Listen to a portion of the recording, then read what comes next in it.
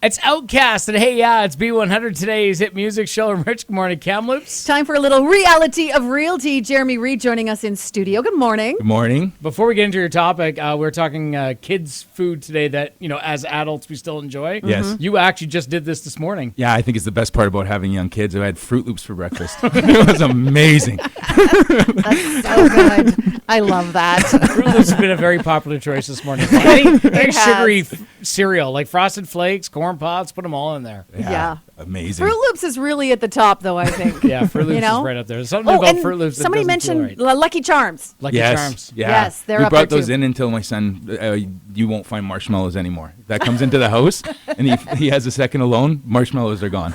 That's so funny. See, at that point, then you're just straight eating candy. You might as well just buy some candy. Yeah, exactly. That's the best. Okay, so we're actually talking about something you said. It's kind of like an old hat kind of question, but I think it's one of those things that is the first question that comes into people's minds. Yeah, especially right now. So I know there's got to be other people thinking about it. What do you do in a market? Buy first, sell first, especially when the market's hot. Yeah, what do you do? Do you get your, I don't know, right? I don't know. Yeah.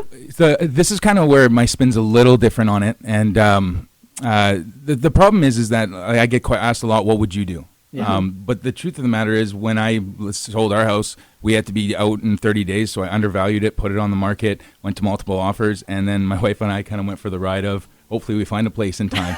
So See, and to me that feels scary, like that whole pit of the stomach thing. Exactly. It's not everybody's cup of tea. Yeah. So it's just so what I try to do instead of giving my opinion, because it's going to be jaded on how I break it down into probabilities. It's just a unique way that I break down most of the real estate market. Mm-hmm. So I think if you're going to look at it, the realistic thing you want to do is look at three things. You want to look at your home. Yeah. And when I say look at your home, understand how much competition is there, what's your average days on market, how fast do you realistically expect it to sell. Mm-hmm. Yeah. Second thing is the house that you're buying. Are you buying up, buying down? Are you buying into another hot market? Is it lateral? Because again, as simple as it sounds, if you know that the average home similar to yours sells in 9 days, and the average home that list that you're looking for averages 60 to 70, there's probably a good chance that you can wait until you find that property, throw yours on, and you're going to sell in time, right? Yeah. If it's the reverse, then it's a different discussion. And then the third thing that I try to break down is just how easy and mobile are you, and what's your risk tolerance? How much stuff do you got? Yeah. Well, because there's always that fear, right? I mean, if you don't want to have to own two properties at the same time. No, that's right. super scary. Yeah, exactly. So, and then it just comes down to different tactics. So like I was saying about me, for me, I was comfortable in putting everything into a big steel box, selling the home first, and then waiting for the right place to come up. And if we had to rent a place or anything like that, that's not a big deal. Yeah. For some people, it's the other way. They want to know exactly where they're going, especially if it's kind of a unique place that they're looking for. Yeah.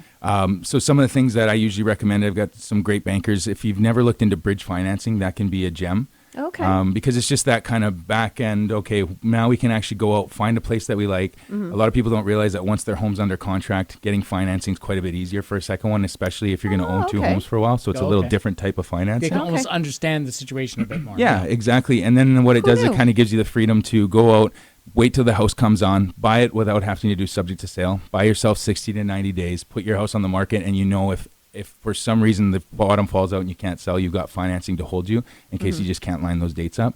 So there is different methods that you can go.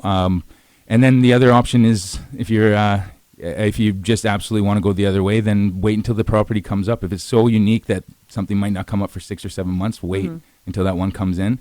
But then look at the strategy that you're going to have when you sell your home, because you're going to have to get you're gonna boots on the ground pretty quick. Yeah. So I don't know if that made any extra clarity, but I think if you can break it down to those three things, you get a pretty clear idea what the easy way is rather than the emotional hold on and worry about it. Yeah, exactly. That's awesome. Did that make any sense? Yes. Did it Every situation is a little different. Yeah, right? there That's you go. why you deal with an expert. Well, there was this. We didn't need 5 minutes. Jeremy Reid, the reality of realty.